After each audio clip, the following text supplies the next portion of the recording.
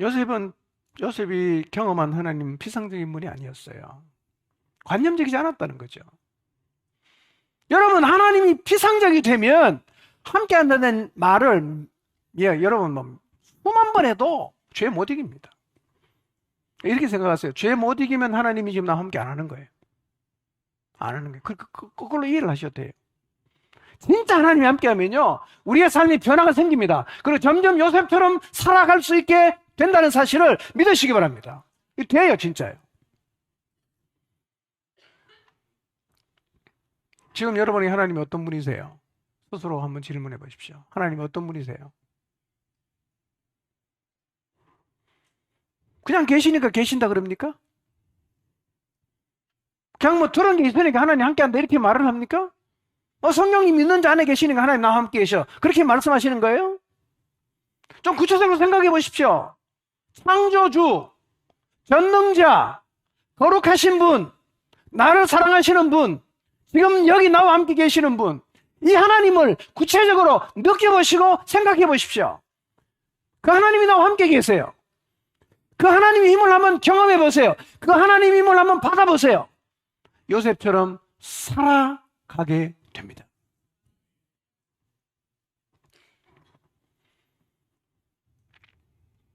저는 오늘부터 우리 안에 계신 하나님을 깊이 인식하고 우리 안에 함께 하시는 하나님의 힘을 우리 모두가 경험하게 되기를 바랍니다. 이 힘 입으면 유혹을 거절할 수 있습니다. 관건은 뭐냐? 이 힘을 입어야 돼요. 아는 걸로 안 되고 입어야 된다.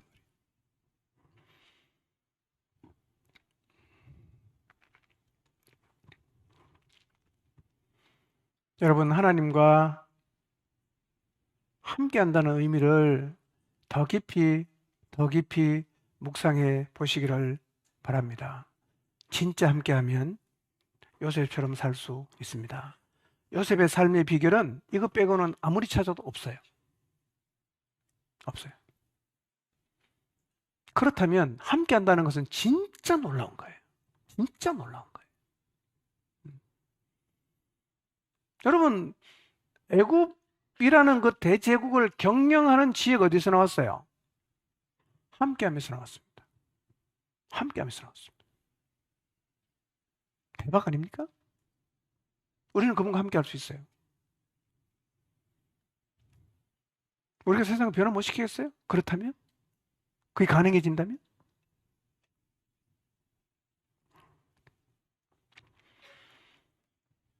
여러분, 요셉에게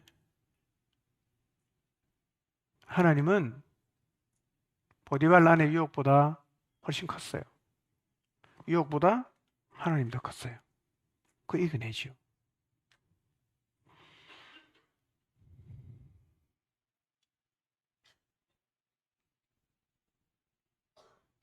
여러분, 보디발 아내 유혹은 이 젊은 요셉이 감당하기는 참 진짜 태산 같은 문제였어요.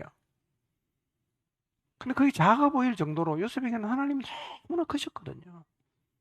우리는 왜 이렇게 사소하고 작은 유혹 앞에 넘어질까요? 하나님 너무 작은 거예요.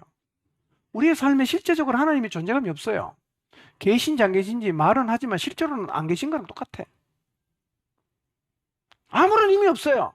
돈 몇 푼이면 다 하나님 집어 던져버립니다. 조금만 열받으면 그냥 하나님 다 필요 없어요. 하나님이라는 존재가 너무 피상적이에요. 그 종교적으로만 살아 계신단 말이에요. 그러니까 실제로 삶에서는, 죄 앞에서는, 유혹 앞에서는 힘이 안 되는 거죠. 늘 하나님 부르는데 유혹 앞에 서면 다 자빠지는 거예요. 이 신앙의 비상성이 굉장히 심각한 문제입니다. 예, 겉은 아무리 들고 흔들어봐도 소용없어요. 본질적인 하나님을 마주해야 됩니다.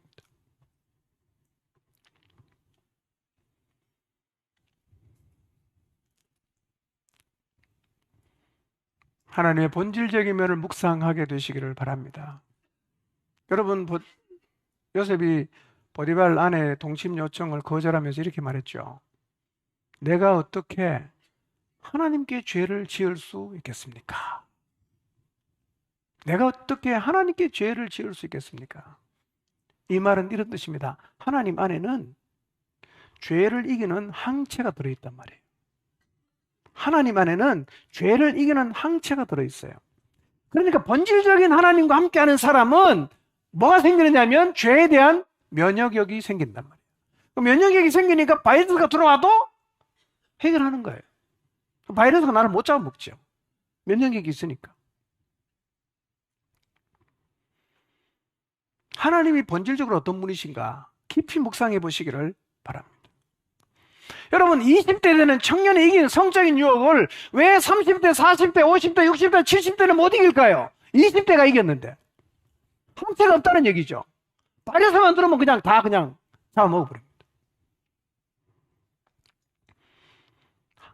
하나님 안에 있는 항체가 없으니까 죄에 대한 면역력이 없단 말이에요. 자, 그럼 하나님 안에 있는 항체가 도대체 구체적으로 뭐가 항체일까요? 자, 구체적으로 몇 가지 말씀드릴게요. 첫째, 과도하지 않은 죄의식과 죄책감입니다. 여러분, 과도한 죄책감이나 과도한 죄의식은 가지면 안 되지만 과도하지 않은 죄의식과 죄책감은 가져야 됩니다. 예를 들면 이런 거예요. 내가 하나님 말씀 불순종했어요. 하나님 말씀 거역했어요. 그럼 뭐가 있어야 돼요? 죄책이 있어야죠. 아니, 내가 잘못했네. 이게 있어야 된단 말이에요. 근데 죄책 자체가 없어요. 죄 짓고도 아무런 느낌이 없어. 나쁜 짓 하고 훔치고 그냥 하나님 싫어하는 짓 해도 전혀 죄책이 없다. 그럼 그 사람은 계속 반복합니다. 과도하지 않은 죄의식과 죄책은 있어야 됩니다. 그럼 문제가 뭐냐? 우리 시대는 죄 없다 그러잖아. 죄 없다 그러잖아. 우리 시대 철학 자체가 죄가 없대요. 하고 싶으면 마음대로 다 하랍니다. 학생 인권전에 만들어 놓고 성적으로 하고 싶은 마음대로 그게 뭐가 죄냐? 이렇게 가르치는 시대가 됐단 말이에요. 그러니까 죄를 짓고도 죄책이 자꾸자꾸 없어지니까 죄가 많아지게 적어지겠어요? 많아지죠. 여러분, 죄 짓고 나서 막 그냥 가슴 설안고 고통스러워하고 힘들어하면요, 두 번 쉽게 하겠습니까? 죄 짓고 나서 웃어요. 그럼 두 번째, 세 번째 마음 더 쉽게 죄 짓겠죠. 여러분, 죄를 지으면 죄책을 느껴야 됩니다. 죄의식이 있어야 돼요. 이거 안 된다. 이게 잘못했구나. 아파해야 됩니다. 괴로워해야 됩니다. 이혼 변호사 얘기를 들어보면요, 간통죄가 폐지된 후로 사람들의 마음에서 뭐가 사라지냐면 죄책감이 사라졌답니다. 죄책감이 없대요. 그러니까 죄를 막 짓는 거죠. 사단이 최후로 노리는 게 뭐겠어요? 사람들의 마음속에서 뭘 없애는 거겠어요? 죄책감을 없애는 거예요. 마음대로 죄지어라. 괜찮아, 괜찮아, 괜찮아, 괜찮아. 괜찮다. 죄도 하고 죄도 하고 죄도 다 했어. 괜찮아. 그 죄 아니야. 네 하고 싶은 하나님 뭐가 죄냐? 자유롭게 살아. 이런 소리가 계속 들리지 않습니까, 여러분? 여러분, 다시 항체를 갖게 되시기를 바랍니다. 죄는 괜찮은 게 아니에요. 하나님께 불순종하거나 하나님 말씀 거역하면 죄의식과 죄책을 가져야 합니다. 갖게 되기를 바랍니다. 이게 면역력이에요. 이게 항체란 말이에요. 이게. 이런 항체가 있어야 면역력이 생기죠. 두 번째 항체는 뭘까요? 말씀이에요. 하나님 말씀. 시편 119편 9절 읽어봅니다. 시작.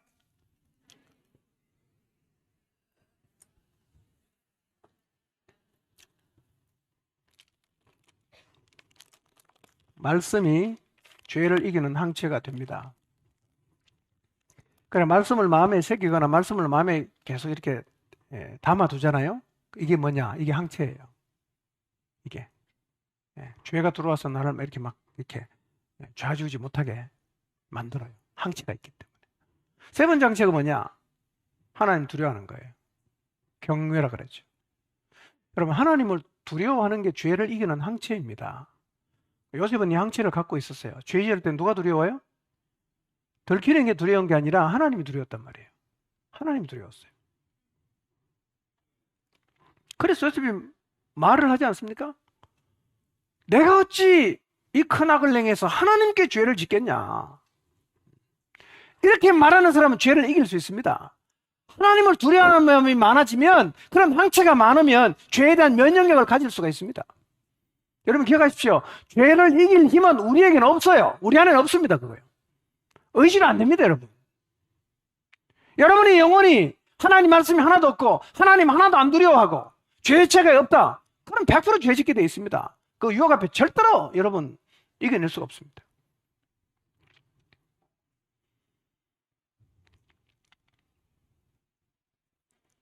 물론 죄를 거절하려는 의지는 있어야 됩니다. 그러나 그 의지만으로 우리가 죄를 이길 수는 없어요. 여러분, 하나님을 두려워한 요셉은요, 그 잠깐의 달콤함보다는 죄를 뭐 합니까? 거절했어요. 하나님 두렵기 때문에. 저는 우리 모두 하나님을 두려워하게 되기를 주님 이름으로 축복합니다. 하나님 두려워하십시오. 10절을 봅니다. 시작.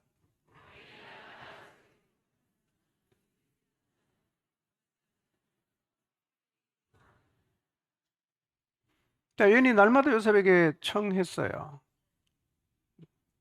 원문에는 나를 뜻하는 요음이라는 단어를 2번 달았습니다.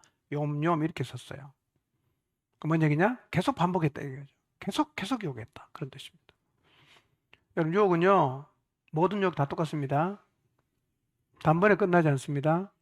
넘어갈 때까지 계속됩니다.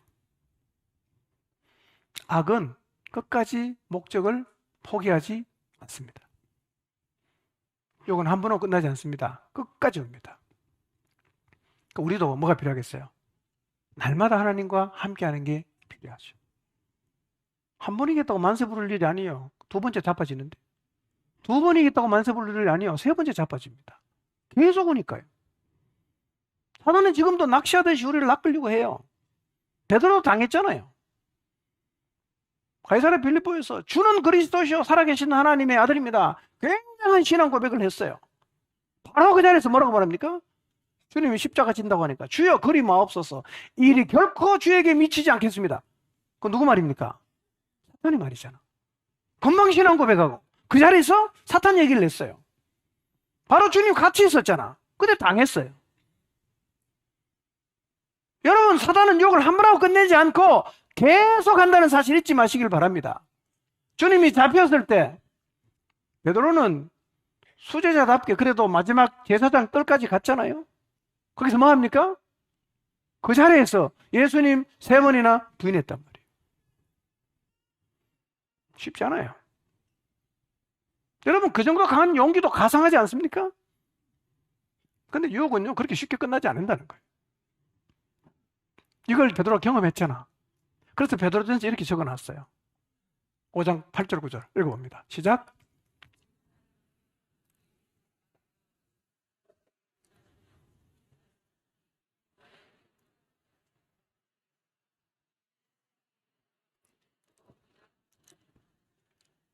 네. 베드로는 이렇게 말하죠. 자기도 그런 일을 겪었지만 이런 동일한 일을 형제들도 다 겪고 있다는 거예요. 너희 형제들도 동일한 고난을 당하고 있다는 거예요. 이런 일은 베드로만 겪는 게 아니라 우리 모두도 다 당하고 있어요. 그게 뭐 하라고? 근신하고 깨어라는 거예요. 베드로만 이런 자리에 선 게 아니라 우리도 다 이 자리에 설 수 있다는 겁니다. 똑같은 고난을 당하고 있으니까. 그러니까 뭐가 필요하다? 근신하고 깨어있는 게 필요하다. 이렇게 얘기합니다. 그래서 사탄은요 어떻게 물고 늘어지냐? 우는 사자같이 물고 늘어진다. 우는 사자같이 물고 늘어진다. 예. 여러분, 동물의 왕국에 사자 한번 보셨어요? 물면 안 놓습니다. 목도리를 딱 물잖아요. 숨통 끊어질 때까지 물고 있습니다. 안 놔요. 안 놓습니다. 물리면 빠져나가기 어렵습니다. 가끔씩은 빠져나가죠. 우리가 이제 물려도 그렇게 빠져나가는 사람 되길 바랍니다. 예, 딱 잡으면요, 용케 여기를 탁 물어요. 목들 여기를 탁 물어요. 예, 그리고는 막 그냥 숨통 끊어져가지고 꽉 물고 있습니다. 요셉은 보디발 아내의 유혹을 이기기 위해서 처한 방편이 또 하나 있는데 그게 뭐냐면 함께 있지 않았어요. 미연에 방지하는 게 중요하죠. 여러분, 죄 지을 수 있는 요건이 되는 자리에는 함께 있지 않는 게 중요합니다. 그러니까 이거는 항체가 있는 사람만 할 수 있는 거예요. 항체가 없는 사람은요 오히려 이런 자리를 마련하고 싶어 합니다. 마련하고 싶어 한다. 항체가 있는 사람은 이런 자리를 피하려고 하는데 항체가 없는 사람은 이런 자리를 마련하려고 해요. 날마다 받는 유혹이 있습니까? 피하시기를 바랍니다. 피하시기 바랍니다. 하겠습니다. 11절 12절 읽겠습니다. 39장 11절 12절 읽어볼까요? 시작.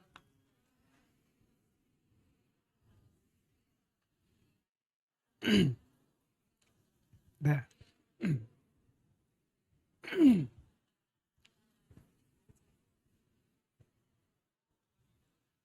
네. 지금 과자를 이제 판 펴놓고 드시는데, 네, 뭐 드시는 건 괜찮은데, 이제 본당에서 그 과자를 드시지 말라고 하는 가장 큰 이유는 여러분 앉은 바닥에 스펀지 있잖아요. 그 뒤쪽으로 과자 부스러기 들어가면 굉장히 지저분해집니다. 잘 빠지지도 않아요, 그게. 그 드실 때 안 드시면 좋지만 뭐 말려도 안 될 것 같고, 뭐 드시는 게 대세니까 가능하면 좀 안 흘리고 드시도록 좀 노력해 주시기 바랍니다. 예, 예. 하여튼 대한민국 과자는 다 들어온 것 같아요, 어디. 네. 자, 11절을 보면 뭔가 좀 분위기가 이상한 게 요셉이 그날도 일을 하러 갔는데 어떤 일이 생겼죠? 11절에? 사람이 하나도 없어요. 사람이. 예. 근데 요셉은 뭔가 이제 문제의식이 있으니까 가능하면 피하고 그다음에 거절하려고는 하지만 자기가 하는 일이 가정을 뭐 사무도 보고 책임을 져야 되니까 집에 안 들어갈 수는 없고 근데 그날따라 갔더니만 그 집에 누가 없어요? 아무도 없어요. 아무도 없어요. 아마도 보디발의 아내가 의도적으로 요셉이 올 시간에 맞춰서 집안에 있는 모든 노예를 밖으로 보냈던 것 같아요. 사무엘하 13장을 보면 다윗의 아들 암논이 압살롬의 여동생 다말이 굉장히 예뻐서 연모를 합니다. 너무 이제 사랑을 하니까 병이 났어요. 그 도루노에 있으니까 시므이라는 그 친구가 와서 왕자 왜 이렇게 병들어 가느냐. 하여튼 뭐 그러고 해서 하여튼 이제 아버지한테 얘기해갖고 그 좋아했던 다말을 자기 집에 불러서 과자를 만들어 달라고 합니다. 과자를 만드니까 암논이 말합니다. 집에 있는 사람 다 나가라. 그리고 그 다말에게 그 과자를 들고 내 침실로 와라. 이렇게 이제 의도적으로 데리고 와서 거기서 암논을 욕되게 했단 말이에요. 똑같은 일입니다. 그 의도를 가지고 요셉이 오는 시간에 맞추어 갖고 집안 사람을 다 밖으로 내보내고 누굴 기다리고 있어요? 요셉이 올 때를 기다리고 있는 거예요. 그러니까 유혹이요. 끝까지 가는 거예요. 끝까지. 그러니까 죄의 유혹이 이렇게 끈질기다는 사실을 우리가 기억해야 됩니다. 그런데 13절을 보면 여러분 이 보디발 아내가 핵심 인물로 등장을 하는데 이 여자의 이름이 있나요? 없나요? 이름이 없죠. 12절에도 그 여인이 이렇게 말을 해요. 그러니까 보디발의 아내인데 이름이 없어요? 자, 그 당시의 입장에서 보면 권력이 있죠? 돈 있죠? 이쁘죠? 그러니까 함부로 건드릴 수 없는 대단한 여자로 보였을 거예요. 그런데 성경이 이 사람의 이름을 적지 않는다는 얘기는 이름도 알 필요가 없는 사단의 도구일 뿐이다. 이런 의미. 이름도 알 필요가 없다. 여러분 오늘날 우리가 세상 속에 살면서 그런 느낌을 받죠. 야, 저 사람 돈도 많지, 백도 있지, 가져야 될 거를 다 가졌다. 라고 생각이 든다고 해서 여러분 그 앞에 무릎을 꿇지 마세요. 그 사람이 어쩌면 보디발 아내처럼 하나님 앞에 가면 이름조차 알 필요가 없는 사람일 수도 있다는 거예요. 하나님이 알아주시는 삶을 살면 최고입니다. 너무 여러분 세상에 주눅들지 마시기를 바랍니다. 자, 그렇게 요셉이 그날 일하러 갔는데 사람 다 내보낸 여자가 어떻게 합니까? 요셉을 붙잡고 동침하자고 이제는 육탄으로 되돌았단 말이에요. 여자가 꼭 이러고 싶었을까요? 자, 여러분 이런 상황에서 요셉이 할 수 있는 대처 방안이 뭐가 있을까요? 한 대 슈 박는 겁니까? 어떻게 해야 돼요? 일단은 주인 아닙니까? 안주인도 주인이잖아. 사실 안주인이 바깥 주인보다 더 높잖아요. 안주인이 바깥 주인이 사장이면 안주인 회장이라 그러지 않습니까? 자, 그러면 이 상황에서 안주인도 복종해야 될 대상인데 이렇게 육탄으로 유혹을 하면 요셉이 할 수 있는 최선의 방도는 36개입니다. 도망밖에 방법이 없어요. 도망가야 돼요. 도망을 갔을 때 일어날 수 있는 일을 예상할 수는 있어요. 그렇지만 이 상황에서 요셉이 할 수 있는 최선의 방법은 도망치는 것밖에 없었기 때문에 요셉은 도망갑니다. 자, 이렇게 붙잡고 늘어지는데 도망가는 것도 참 쉽지 않습니다. 그 요셉이 참 대단한 사람이라는 겁니다. 아니, 남자가 여자한테 좋다고 붙는 게 아니라 여자가 남자 좋다고 이렇게 달라붙으면 남자는 못 이긴 척하고 넘어가도 될 것 같은데요. 그걸 뿌리치고 굳이 도망가는 요셉은 진짜 대단한 사람이에요. 저는 여러분 모두 그런 사람 되기를 바랍니다. 자, 요셉이 이날 이 큰 싸움에서 이길 수 있었던 이유가 뭘까요? 매일의 싸움에서 이긴 결과가 이거예요. 매일 패배했다면 이날도 패배했겠죠. 매일 이겼기 때문에 이날도 이길 수 있단 말이에요. 여러분, 우리의 일상에서 우리가 승리하는 삶을 이어간다면 더 큰 유혹 앞에, 태산 같은 문제 앞에서도 우리가 이길 수 있겠지만 사소한 문제 앞에 늘 패배하고 산다면 그날도 우리는 집니다. 넘어집니다. 요셉은 옷을 벗기고 도망갔어요. 여러분, 요셉은 2번 옷 벗김을 받았어요. 한 번은 언제 벗김 받았죠? 형들이 자기를 잡아다가 채속옷을 벗기는 옷 벗김을 경험했고, 이번에는 보디발 아내에게 옷 벗김을 받았는데 아이러니한 것은 2번 다 자기가 벗긴 옷이 증거가 됐어요. 형들이 자기 채속옷을 뺏겨갔을 때는 거기다가 염소 피 발라갖고 이거 아버지 아들 가인가 보십시오 라고 요셉이 죽었다는 증거로 썼고요. 보디발의 아내가 옷을 벗겼을 때는 이게 요셉이 보디발 아내를 강간하려고 했다는 거짓 증거로 이용이 됐어요. 여러분, 차라리 그럴 바에는 요셉이 여인의 요구를 받아들이는 게 더 나을 수 있지 않았을까요? 지금 잘 나가고 있는데 뭐 사바사바하면 달콤한 혜택도 있고 일도 훨씬 편할 수 있고 외로움도 달랠 수 있고 얼마나 또 잘해주겠어요. 보디발 아내가 맛있는 것도 챙겨주고. 그러니까 더 중요한 거는 은밀한 제안이잖아. 아무도 모르잖아. 설정 넘어가면 안 될까요? 근데 이걸 요셉이 이겼다는 겁니다. 대단한 겁니다.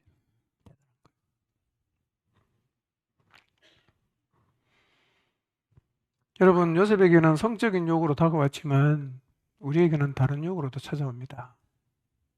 돈으로도 찾아올 수 있고요. 명예로도 찾아올 수 있고요. 사업상 이익으로도 찾아올 수 있고요. 많이 찾아옵니다. 유혹의 방식은 훨씬 더 다양하고 동시에 집요하다는 사실을 잊지 마시기를 바랍니다. 그리고 중요한 것은 매일의 싸움에서 이겨야 큰 싸움에서도 이긴다는 사실입니다. 자, 13, 15절 봅니다. 시작.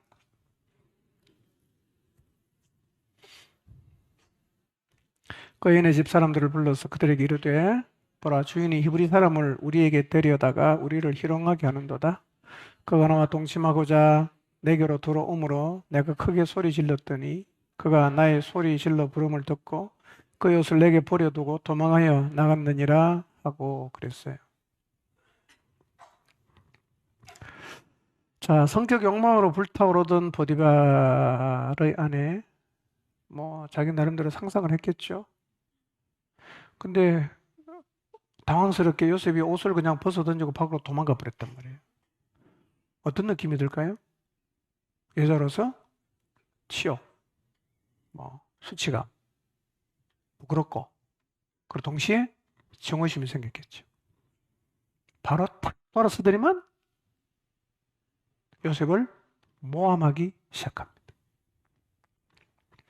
13절에 보면 그 여인의 손에 뭐가 있죠? 요셉의 옷이 있어요. 그 여인의 요셉이 그의 옷을 자기 손에 버려두고 도망했다라고 했던 자기 손이라는 말은 나의 장중에라는 뜻인데요. 이런 의미입니다. 마치 이제 요셉의 운명이 이 여인에게 달려있다. 정금을 쥐고 있잖아. 네가 나 강간하려고 했잖아. 이거 봐. 이거 요셉은 뭐 꼼짝없이 지금 말려 들어갈 수밖에 없는 상황이 됐어요. 요셉이 나가니까 너무 수치감과 정오심이 불탄 여인은 자기가 내보냈던 종들을 다시 다 불러들입니다. 다 들어와라. 다 와라. 그걸 옷을 흔드는 거죠. 와라. 뭐라고 외칩니까? 주인이 히브리 사람을 우리에게 데려다가 우리를 희롱하게 한다. 그러면서 그가 나와 동침하려고 내게 들어오는데 내가 큰 소리를 질렀더니만 옷을 버려두고 도망갔다. 이렇게 말을 해요. 뻔뻔하지요? 여자들이? 그렇게 좋아해놓고 말이에요. 갑자기 이렇게 그냥 막 모함을 하고 적대감 불러일으키고 막 그러지 않습니까? 이 말이 굉장히 여러분이 교묘한 말이에요. 요셉을 뭐라고 부릅니까? 그냥 요셉이라고 말하지 않습니다. 히브리 사람이라고 이렇게 말을 하는 거예요. 뭘 덜먹거립니까? 민족을 덜먹거리는 거죠. 안 그래도 그 보디발 집에 있는 이 애굽 종들은 히브리 종에게 감정이 별로 안 좋잖아요. 나 죽은 놈이 총무대 있으니까 기분이 나쁘잖아. 그러니까 애굽 사람들에게 뭘 일으키는 거예요? 반감을 일으켜서 문제의 핵심을 딴 데로 돌리는 거예요. 강간범에서 이게 민족의 어떤 편견으로 이게 문제를 이제 끌고 가려고 하고 있죠. 그러나 사단이요, 이렇게 편을 잘 갈라요. 꼭 기억하십시오. 여러분, 교회 안에서 편 가르면 안 돼요. 우리는 다 하나지요. 무슨 지연, 학연, 혈연, 동기연, 산후조리연. 100개 다 연이 있대요. 산후조리 동기들 전도 잘 하시대요.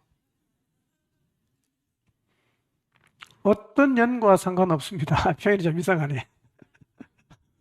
예. 그런 연 아닌가 아시죠? 말이 더 이상하네. 예.